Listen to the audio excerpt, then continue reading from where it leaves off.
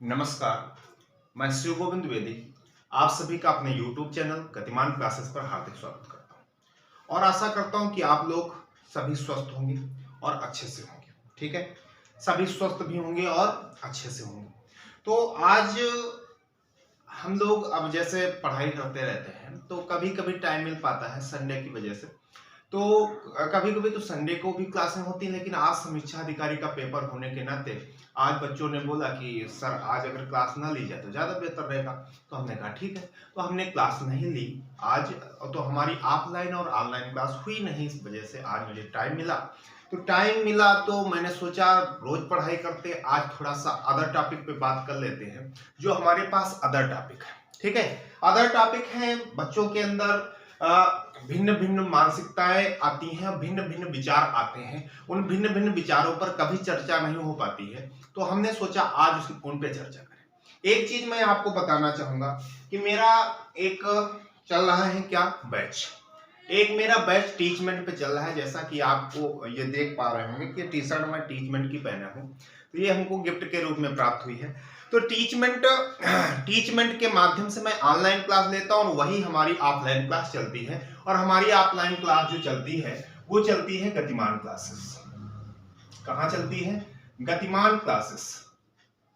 ठीक है, गतिमान क्लासेस, और ये चलती है आपकी कानपुर खाड़ेपुर में। ठीक है, कानपुर खाड़ेपुर योगियन बिहार पे चलती है और इसमें कई विद्यार्थी पढ़ते हैं, आराम से पढ़ते हैं, और कई लोग ऑनलाइन क्लासें लेते हैं और बहुत विधिवत क्लासें चलाई जाती हैं। एक हमारा बैच रनिंग बैच जो चल रहा है, एक हमारा रनिंग बैच है, वो हमारा जुलाई से चल रहा है। वो 6:30 AM से हमारे पास 8 AM तक चलता है और इसमें हम लोग बहुत प्रॉपर तरीके से पढ़ते हैं। इसमें हम लोग SSC और आपका जो एसएससी के बाद आपकी जो प्रतियोगी परीक्षाएं हुई, एयरफोर्स वाई ग्रुप हुआ, रेलवे हुआ, ठीक है, रेलवे एनटीपीसी हुआ, इस टाइप के जितने भी एग्जाम, लेखपाल, कुछ भी, मतलब जिन प्रतियोगी परीक्षाओं में अर्थमेटिक और रीजनिंग आता है, क्या क्या, मैथ प्लस रीजनिंग के लिए,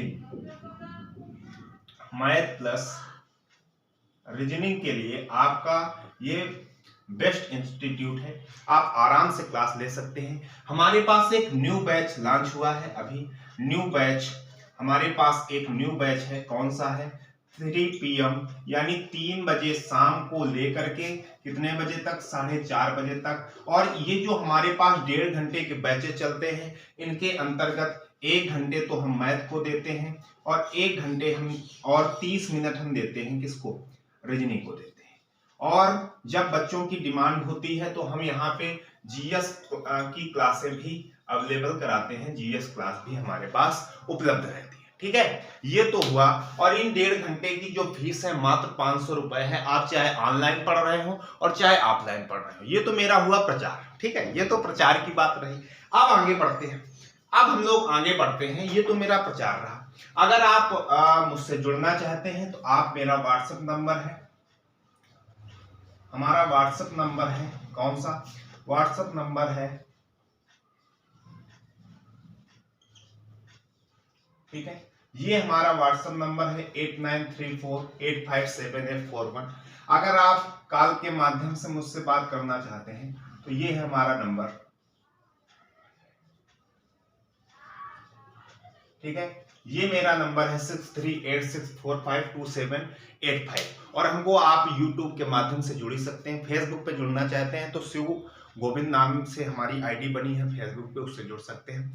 ठीक है, तो ये तो हमारा प्रचार रहा। आगे हम बात करते हैं, आज हम किस टॉपिक पे बात करने वाले हैं, उस टॉपिक पे हम लोग चर्चा करेंगे। ध्यान से देखें, कभी कभी पढ़ाते पढ़ाते या पढ़ते पढ़ते बच्चों के माइंड में एक विचार चलता है, मतलब एक विचार चलता है बच्चों के माइंड में। वो कौन सा विचार है? वो एक सिंपल सा विचार आता है, जैसे वो टीचर को देख रहा होता है, टीचर को देख रहा होता है सामने से, डेली टीचर को देखता है। डेली जब वो टीचर को देखता है तो उसके माइंड पे एक विचार आता है कि ये फला टीचर है और ये मैथ को बड़े अच्छी तरीके से पढ़ा रहा है और ये जीएस बहुत अच्छी तरीके से पढ़ा रहा है, इंग्लिश बहुत अच्छी तरीके से पढ़ा रहा है, हिंदी बहुत अच्छी तरीके से पढ़ा रहा है, लेकिन ये सरकारी नौकरी में क्यों नहीं है, इसकी जॉब क्यों नहीं लगी, और ये मेरी जॉब लगवाने में तत्पर है लेकिन इसकी जॉब अभी तक क्यों नहीं लगी, ये माइंड पे विचार आता है। और कभी कभी माइंड पे ये भी विचार आता है कि अगर इतने बड़े तीरंदाज होते, मतलब जैसे कोई टीचर पढ़ाते पढ़ाते लेक्चर पे आ जाता है, लेक्चर दे देता है, तो जब बच्चा दुखी हो जाता है उसके माइंड से एक आवाज निकलती है, क्या वो बोलता है कि अगर इतने तीरंदाज होते तो अपना खुद का सिलेक्शन करा लेते। लेकिन एक बात नोट करिए, हम आपको आज ये बता देते हैं कि टीचर क्या होता है और सिलेक्शन पाना क्या होता है। ठीक है, एक सिलेक्ट होना और एक टीचर होना बहुत बड़ा अंतर है, ध्यान से देखिए। और जब टीचर और सिलेक्ट टीचर हो जाए, जब दोनों चीजें मिल जाती हैं तब तो और उत्तम हो जाता है। ध्यान से देखना, अगर हम टीचर की बात करें, हम टीचर की बात करें और एक सिलेक्शन प्रोसेस की बात करें, ध्यान देना। टीचर हमारे पास ये है, हमारे पास ये है, इसके हमारे पास हम एसएससी लेके चल रहे थोड़ी देर के लिए, हमारे पास 4 अंग है। कौन कौन से? मैथ है, रीजनिंग है, इंग्लिश है और जीएस है। और यहां पे मैं अपनी केवल बात करता हूं, जैसे मेरा मैथ है, ठीक है, मैथ या रीजनिंग, ध्यान देना। इसमें से मैंने अगर मैथ और रीजनिंग में मैंने नॉलेज इकट्ठा किया और मुझको नॉलेज हो गया कितना? 80%, 80% नॉलेज हो गया मुझे, मैं क्या हो गया? टीचर हो गया, पढ़ाने लगा, आपको ज्ञान देने लगा और मेरे पास आपसे ज्यादा चीजें बेहतर हो गई। ठीक है, यहां पे आते हैं, यहां पे हमने देखा मैथ हमारा, जब हम पेपर कर रहे होते हैं, पढ़ाना मतलब पढ़ाने के लिए बात करते हैं 80%, और जब पेपर दे रहे होते हैं तो उसमें हम लगभग पूरा कर लेते हैं। तो इसमें हमने ये मान लिया कि हमने इसमें अपना दिया 95%, इसमें भी अपना दिया 95%, इंग्लिश हमारी 0% पे अटक गई, जीएस हमारी 10% पे अटक गई। क्या सिलेक्शन होना है? नहीं होना है, सिलेक्शन नहीं होना। ठीक है, लेकिन हमको मैथ और रीजनिंग में केवल 80% मतलब ज्ञान प्राप्त हो गया, नॉलेज अगर 80% हो गया तो मैं टीचर हो गया, मैं पढ़ाने लगा। लेकिन अगर आपके ये सारे अगर नहीं भरते, हम ये कहते हैं इसमें एवरेज 70% हो जाता, इसमें एवरेज 70% हो जाता, इसमें एवरेज 70% हो जाता और इसमें भी एवरेज हम कह रहे हैं इसमें 50% हो जाता, तो सिलेक्शन हो जाता। लेकिन अगर ये 95%, ये 95%, ये 0%, ये 10% पे अटक गया, सिलेक्शन नहीं हो सकता। अगर 2 सब्जेक्ट आपके वीक हैं तो सिलेक्शन नहीं हो सकता। तो सिलेक्शन कब होगा? जब हमारे ये चारों सब्जेक्ट एक एवरेज में आ जाएंगे, उस दिन हम आपके सामने किस रूप में आएंगे? सिलेक्टेड टीचर के रूप में। किस रूप में आएंगे? सिलेक्टेड टीचर के रूप में आएंगे। लेकिन टीचर हम कब हुए? जब हमारे पास किसी भी सब्जेक्ट का 80% नॉलेज हो। समझ पा रहे हैं बात? समझ पा रहे हैं मेरी? समझ पा रहे होंगे।